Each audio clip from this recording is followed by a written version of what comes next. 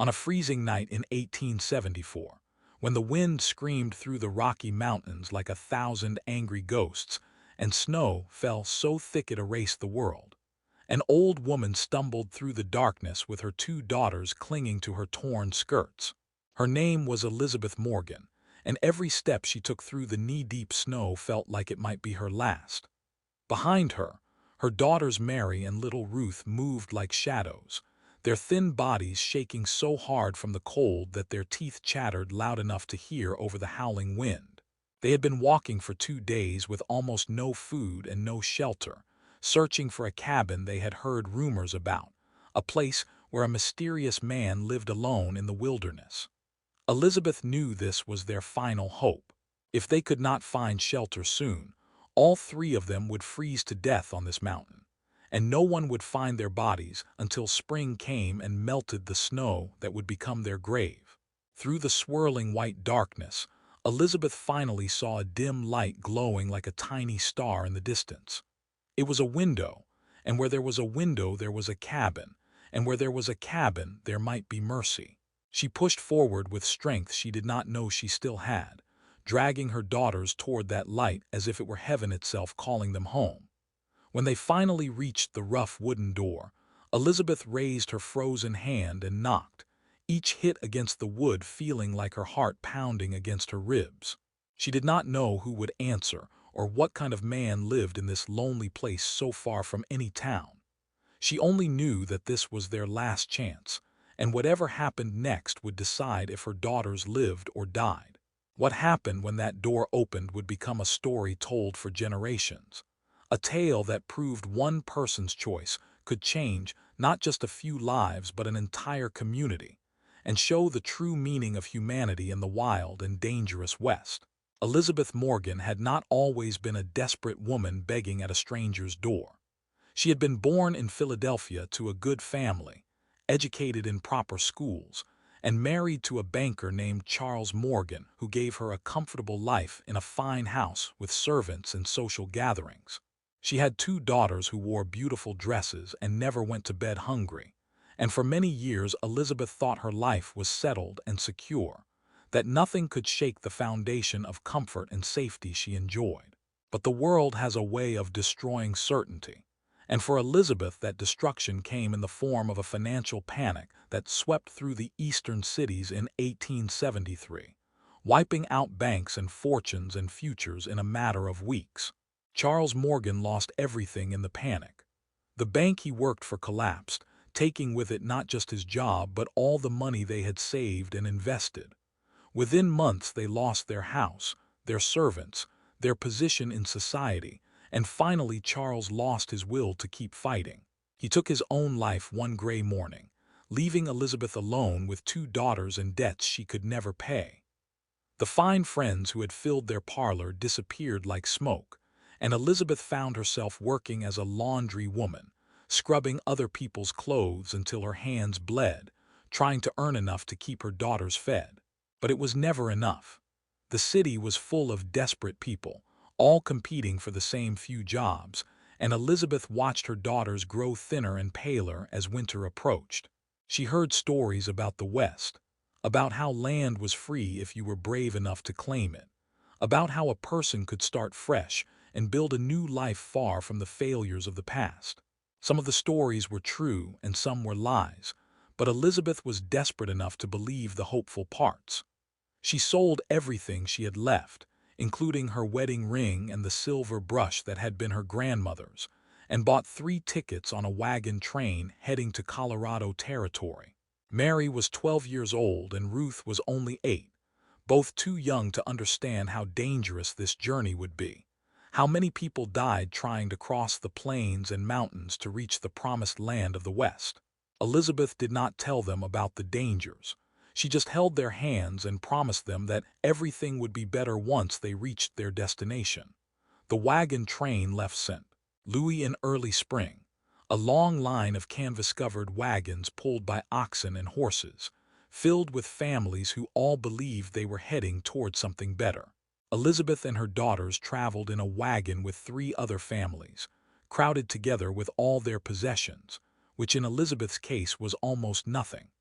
The other families had tools and furniture and supplies, while Elizabeth had only a small trunk with a few clothes and the last bit of money she had managed to save. The other women looked at her with pity and some with judgment, wondering what kind of mother would bring her daughters west with so little preparation. Elizabeth felt their stares but kept her head high, determined to prove she could survive whatever came. The journey across the plains was harder than anything Elizabeth had imagined. The sun beat down without mercy during the day, turning the inside of the wagon into an oven that left them gasping for air. At night the temperature dropped until they shivered under thin blankets that did not keep out the cold.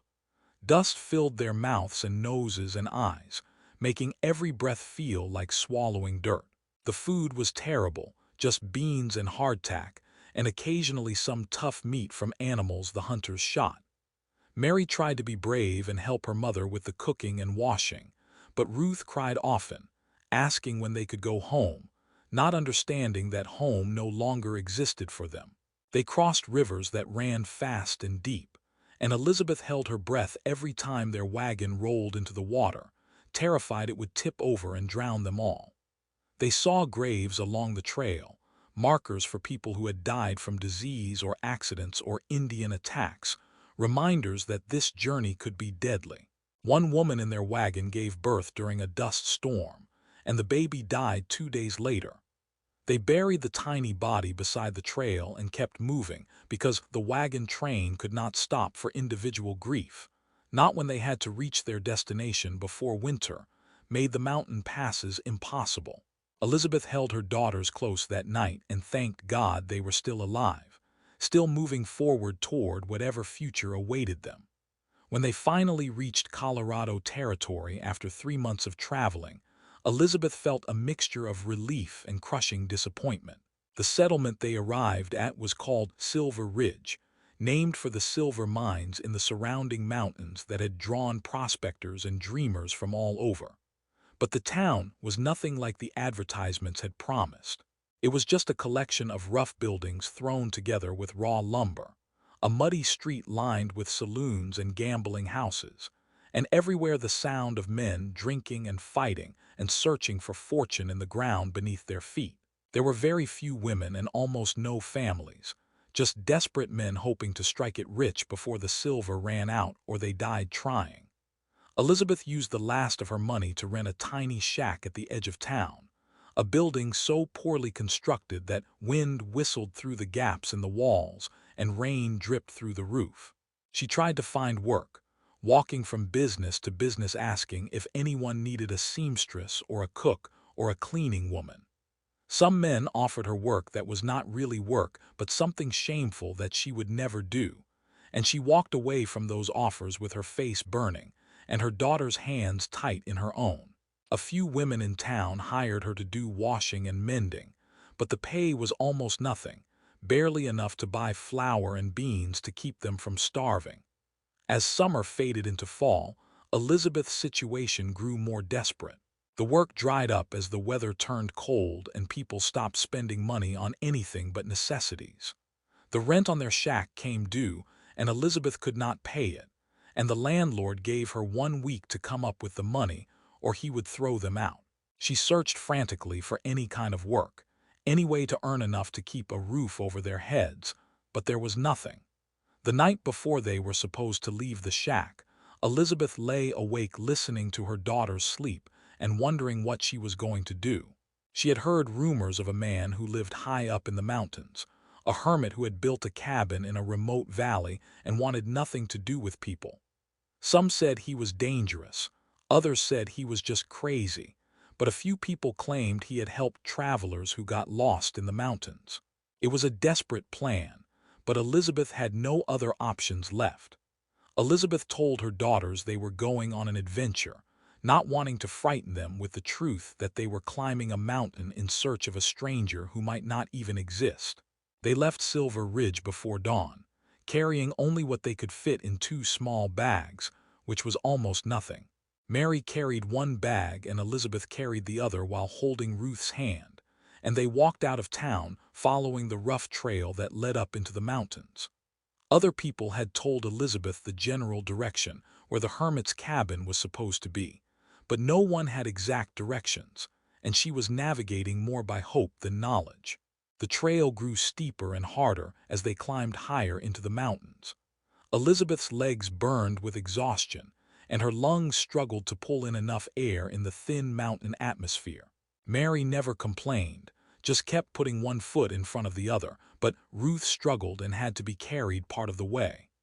They stopped to rest when they found a stream, drinking the cold, clear water and eating the last bits of bread Elizabeth had brought. As afternoon turned to evening and the temperature began to drop, Elizabeth started to panic, wondering if she had made a terrible mistake, if she had doomed her daughters by bringing them up this mountain with no guarantee of finding shelter. The snow started falling just before dark, light at first but quickly growing heavier, until it was a white wall that made it hard to see more than a few feet ahead. Elizabeth knew they had to find shelter soon or they would freeze to death out in the open. She pushed forward through the deepening snow, half carrying Ruth and calling encouragement to Mary, who stumbled along behind them. Just when Elizabeth thought they could not go any farther, when her body was about to give out completely, she saw a shape through the snow that looked like a building. It was a cabin, solid and real, with smoke rising from a chimney that meant someone was inside. Elizabeth felt tears freeze on her cheeks as she staggered toward that cabin, pulling her daughters with her, knowing this was their last chance at survival. The man who opened the door was named Thomas Blackwood, and he looked exactly like the kind of person mothers warn their children about. He was huge, standing well over 6 feet tall with shoulders as broad as an ox, and his face was mostly hidden behind a thick black beard that had not been trimmed in years. His eyes were dark and hard, the eyes of someone who had seen too much pain and decided to stop caring about anything. He had lived alone on this mountain for almost 10 years, ever since the day his wife and baby daughter died from fever, leaving him with grief so heavy he could not bear to be around other people. He had built this cabin with his own hands, made it strong enough to withstand the worst storms, and stocked it with enough supplies to last through winters that could bury the world in white silence for months at a time. Thomas had no intention of ever letting anyone into his life again. He made that clear on his rare trips down to Silver Ridge to trade furs for supplies, speaking to no one more than necessary, and ignoring any attempts at friendly conversation. People learned to leave him alone, and that was exactly how he wanted it. But when he opened his door that snowy night and saw the old woman and her 2 daughters standing there, all 3 of them shaking with cold and close to collapse, something happened inside him that he could not control. He saw in their faces the same desperation and fear he had felt when he lost his own family, the same look of people who had reached the absolute end of their strength. He could not turn them away. He did not want to help them, did not want the complication of other people in his carefully controlled solitude, but he could not close the door and let them die in the snow. Thomas stepped back without saying a word and gestured for them to come inside. The cabin was warm from a fire burning in the stone fireplace, and the heat hit them like a physical thing after the brutal cold outside. Ruth started crying with relief, and Mary wrapped her arms around her sister while Elizabeth stood frozen in the doorway, hardly able to believe this frightening man was actually letting them in. Thomas pointed to some chairs near the fire and then turned to his small kitchen area where he began pulling out food and heating water for tea. He still had not spoken a single word, and the silence in the cabin was heavy and awkward, but Elizabeth was too grateful and too exhausted to care. She got her daughters settled by the fire and removed their wet outer clothes, rubbing their cold hands and feet to bring feeling back into them. Thomas made them a simple meal of venison stew with potatoes and carrots from his root cellar, and to Elizabeth and her daughters it tasted better than any fancy dinner they had eaten in their old life. They ate quietly while Thomas watched from across the room, and when they were finished, he showed them where they could sleep. He gave them his own bed, the only real bed in the cabin, while he took blankets and made himself a place near the fire. Elizabeth tried to thank him, words tumbling out about how grateful she was and how they would not be any trouble, but Thomas just shook his head and told her to rest. His voice was rough from years of not using it much, and his words were few, but there was something in his eyes that was not cruel or angry, just tired and sad. Elizabeth lay in the bed with her daughters curled up on either side of her, and for the first time in months she felt safe enough to truly relax. The cabin was solid and warm, the bed was comfortable, and her daughters were breathing steadily in sleep, their bodies finally warm and fed. She listened to the sound of the fire crackling and the wind howling outside, knowing that without Thomas's mercy, they would all be dead in that storm. She wondered what kind of pain had driven this man to live alone on a mountain, what tragedy had made him turn away from the world. She could see it in everything about him, the way he moved through the cabin like a ghost, the way he avoided looking at them directly, the way he seemed uncomfortable with their very presence. This was a man who had suffered greatly, and Elizabeth understood that because she had suffered too. In the morning, Elizabeth woke to find Thomas already up and working, adding wood to the fire and preparing breakfast. She got up and offered to help, saying she could not just lie around while he did all the work. Thomas looked like he was going to refuse, but then he shrugged and pointed to where his cooking supplies were kept.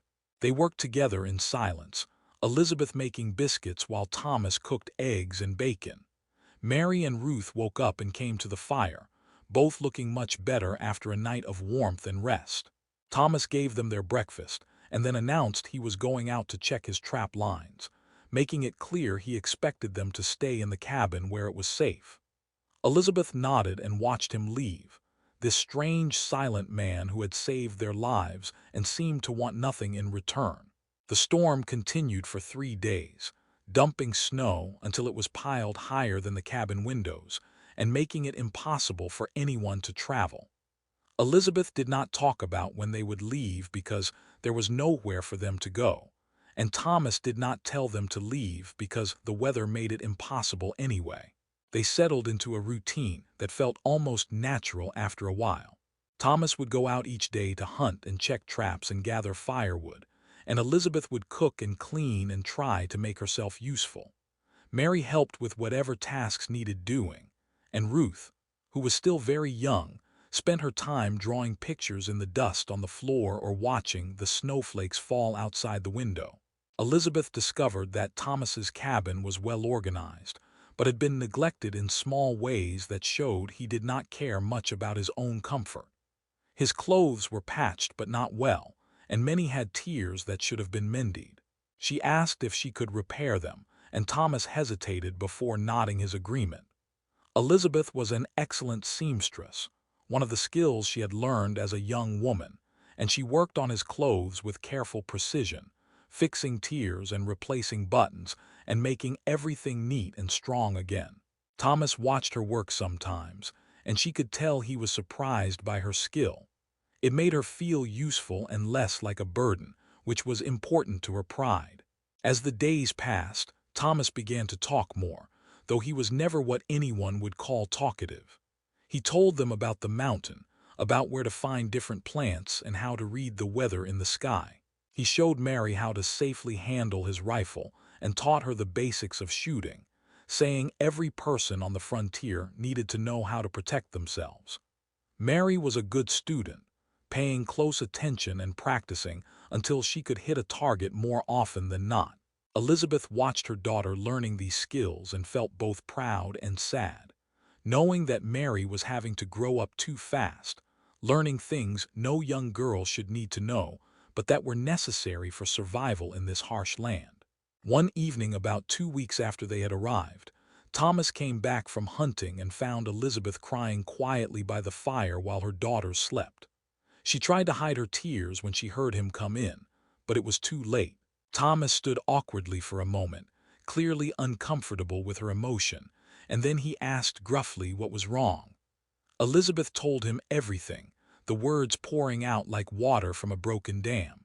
She told him about her husband's death, about losing everything, about the terrible journey west and how she had failed to provide for her daughters. She said she knew they could not stay forever, that they were imposing on his kindness, but she had no idea where to go or what to do.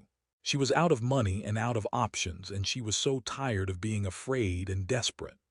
Thomas listened to her story without interrupting, and when she finally fell silent, he sat down across from her and stared into the fire for a long time.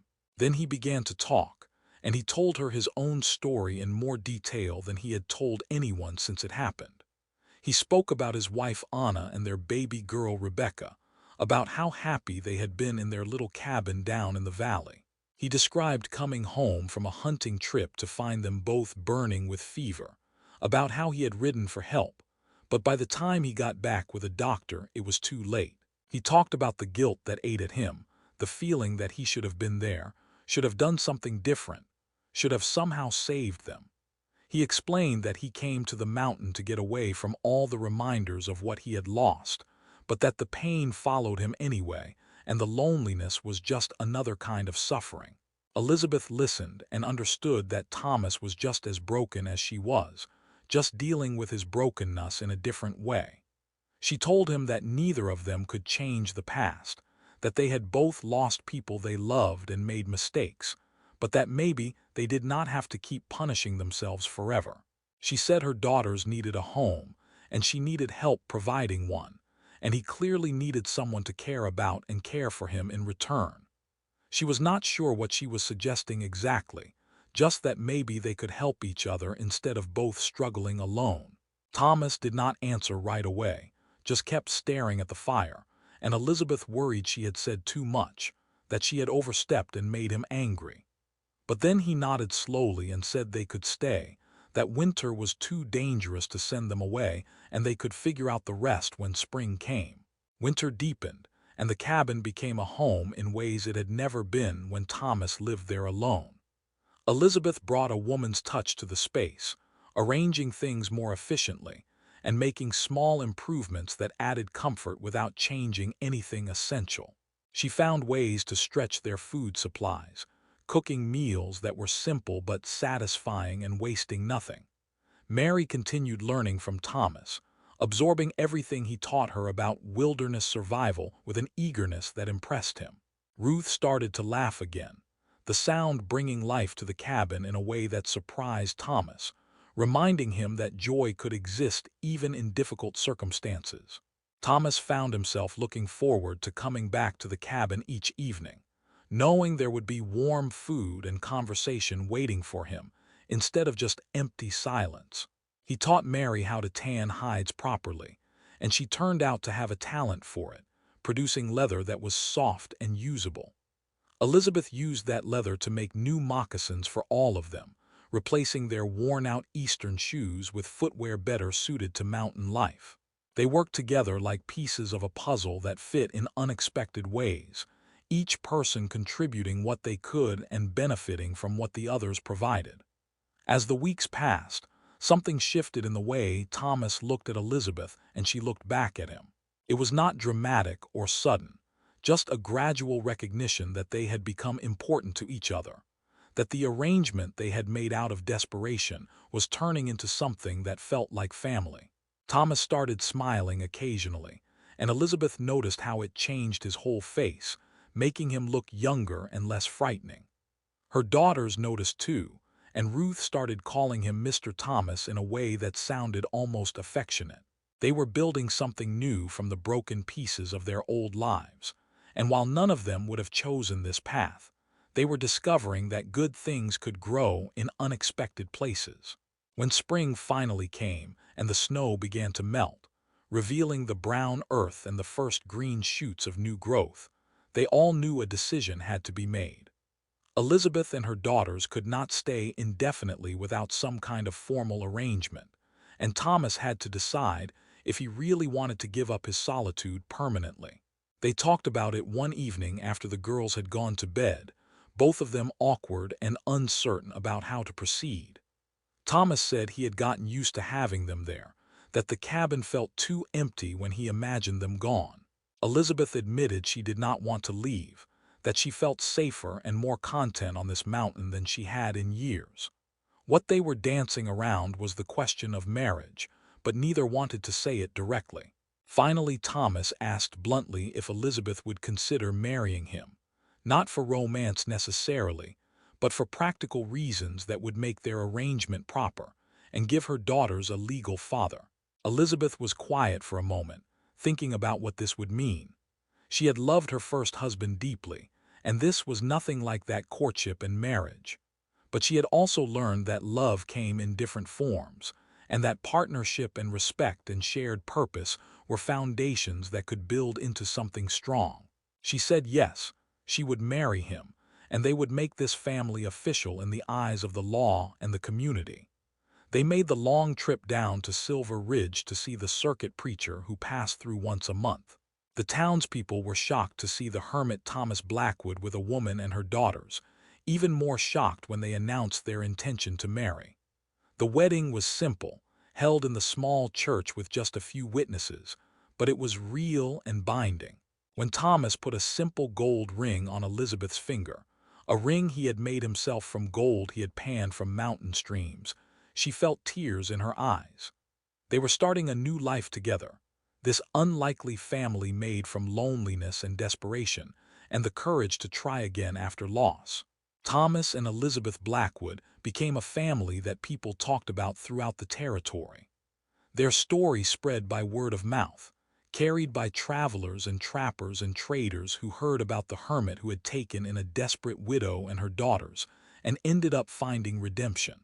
Other people facing hardships would sometimes make the climb to the Blackwood cabin, hoping for help or advice, or just a kind word from people who understood what it meant to start over.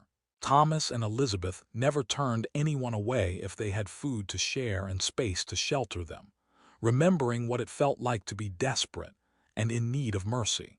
Mary grew into a strong and capable young woman who could track and hunt as well as any man, and who helped her stepfather teach others the skills of mountain survival. She eventually married a trapper named Daniel Carson, and they built their own cabin not far from Thomas and Elizabeth, creating a small community in the mountains where before there had been only isolation. Ruth developed a talent for healing, learning from an old Native American woman who lived nearby about which plants could cure illness and how to set broken bones and treat wounds. She became the closest thing to a doctor that part of the mountains had, and people would travel for days to seek her help. Thomas lived to be 73 years old, spending his final years surrounded by family and friends, his cabin always full of life and laughter. The lonely hermit who had wanted nothing to do with people died peacefully with his wife holding his hand and his daughters weeping beside him. Elizabeth lived another 12 years after Thomas passed, continuing to welcome travelers and share the story of how one act of mercy had changed everything. She told everyone who would listen that the greatest gift we can give each other is compassion in moments of desperation, that opening our doors and our hearts to those in need is how we build community and find meaning in our own lives. The Blackwood cabin stood for more than 100 years, eventually becoming a historical landmark that people visited to learn about frontier life and the remarkable true story of the family who lived there. Historians documented Thomas and Elizabeth's story as an example of how the West was settled not just by individuals seeking fortune, but by people finding each other and creating communities in the wilderness. Their descendants spread throughout Colorado and beyond, carrying with them the values of compassion and resilience that Thomas and Elizabeth had embodied. The story became a legend told around campfires and in schoolrooms, a reminder that heroism is not always about grand gestures or dramatic battles. Sometimes the most heroic thing a person can do is open their door to a stranger in need, to take a risk on compassion when it would be easier and safer to turn away. Thomas Blackwood's choice to let Elizabeth Morgan and her daughters into his cabin on that snowy night did not just save 3 lives. It created ripples that spread outward through time, inspiring others to choose kindness over fear, connection over isolation. The lessons from their story remained relevant long after the frontier era ended, speaking to fundamental truths about human nature and the importance of community. In times when people are tempted to close themselves off, to protect only their own interests and ignore the suffering of others. The story of Thomas and Elizabeth stands as a powerful counterargument. It shows that we are stronger together than apart, that helping others often helps ourselves in unexpected ways, and that the connections we make with each other are what give life meaning and purpose. In the bitter cold of 1874, when an old woman named Elizabeth Morgan knocked on the door of a cabin high in the Colorado mountains, she was not just seeking shelter from a storm. She was seeking hope, seeking proof that humanity still existed in a world that had been cruel and unforgiving to her and her daughters. The man who answered that door, Thomas Blackwood, had every reason to refuse her request. He had built his life around isolation, around protecting himself from the pain that comes from caring about others. But in that moment, faced with three desperate human beings who would die without his help, he made a choice that changed everything. Thomas could not have known that letting Elizabeth and her daughters into his cabin would transform his life, pulling him out of his self-imposed exile and giving him a second chance at family and happiness. Elizabeth could not have known that her desperate climb up a mountain would lead not just to survival, but to a new life richer and more fulfilling than anything she had lost. Mary and Ruth could not have known that the frightening bearded man who opened the door would become the father they needed, teaching them strength and resilience and the skills to thrive in a harsh land. None of them knew how their story would inspire others or become a legend that lasted for generations. They were just people trying to survive, making the best choices they could in difficult circumstances. The story of the old woman who begged shelter with her two daughters, and the mountain man who changed everything by saying yes, is ultimately a story about the power of human compassion to transform lives. It reminds us that we are all interconnected, that the choices we make ripple outward in ways we cannot predict or control, and that acts of kindness create echoes that last far longer than acts of cruelty. Thomas and Elizabeth started as strangers brought together by desperation, but they became a family that showed an entire community what was possible when people chose connection over fear. Their legacy lives on not in monuments or wealth, but in the countless lives they touched and the example they set of what it means to be truly human. In opening his door to a desperate woman and her daughters, Thomas Blackwood opened himself to love and purpose again.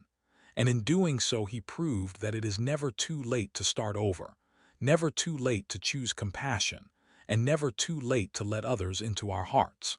That one choice on a snowy mountain night changed everything, and its power echoes still through the generations, reminding us all that we have the ability to make a difference in the world simply by being kind to those who need us most.